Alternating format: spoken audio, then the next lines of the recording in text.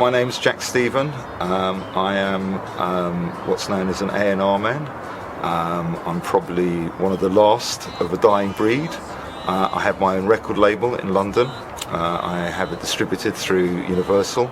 I've been involved in working for many major record companies and signed many acts over the years, which include the Eurythmics, Sade, Nena Cherry, X-Ray Specs, Bow Wow Wow, Jamiroquai. I've been asked here as a complete outsider to talk about Dallas's music scene.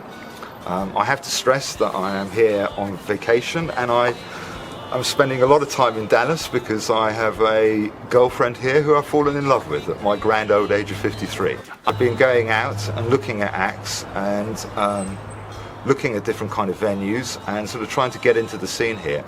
And I have to say, I've been incredibly surprised by the sheer quality of what's going on here, but also saddened by the lack of help and commitment from the different areas of Dallas as a city. Dallas is very much under the shadow of Austin. You know, I've been going to South by Southwest for many, many years. And, you know, on a personal level, I've sort of had enough of it because there's too much going on, it's too commercialized. And you really don't have that kind of opportunity that you did in the early days of getting involved with the creativity of it. But here in Dallas, remarkably, what I found, because there is no help, and because there is no support for artists, that the artists here have done it for love, for craftsmanship, for quality, and actually for the right reasons. And in many ways, I think that Dallas is ahead of London, New York, Los Angeles as a result of that, because the artists here are committed to their craft, and I have great respect for that. I've sort of travelled up and down Deep Ellum, which I have to say, as an area, if it was in any other city, would probably be one of the sort of key buzz, trendy areas of any city. I mean, you know, the comparisons in LA, the comparisons in London is like Portobello Road. And I find it very, very sad that, you know, that this area that should really be a hubbub of activity is kind of being resigned to being killed off. Why, I don't know.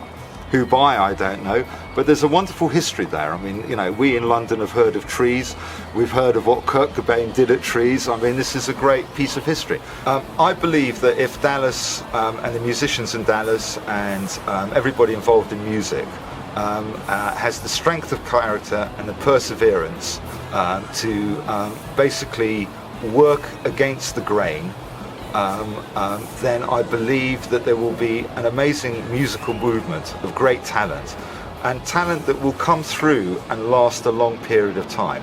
And I have to say that, you know, in my experience over the years, working with trends and stuff like that, a lot of the great acts have come from positions of great weakness. I mean, I can personally vouch that was true of the Eurythmics. You know, when I signed the Eurythmics, I mean, the record company, the press, radio, and RCA America really did not like or want the band, simply because they were different and they didn't understand them, and they broke through. What I've been again surprised about, not only, you know, in terms of the quality of the music that goes on here, but, you know, the sort of the different varieties of creative businesses that are here. I mean, certainly from a photographic point of view, I had no idea the amount of studios and photographers and filmmakers that are here, some of which are absolutely brilliant. I mean, absolutely brilliant. I've also been extremely surprised at the sort of fashion scene here. I mean, there's this wonderful hubbub of new talent, new designers, you know, shows that are around, and very pleasantly surprised with that. All of these areas are kind of segregated and separated. And in the case of most creativity, particularly to do with music, they're integrated. So, for example, if you take somebody like David Bowie not only had his music, but he had his performance, he had his designers, he had his video makers, he had his photographers. You know, this was a whole kind of concept. And you take somebody like the Sex Pistols. Vivienne Westwood designed all of their clothes. Malcolm McLaren put all of the shows together. You know, there was a whole movement. And it strikes me that Dallas is prime for a creative music movement, providing all the different areas actually come together and work together. And if I have any advice for this city creatively, is to do that.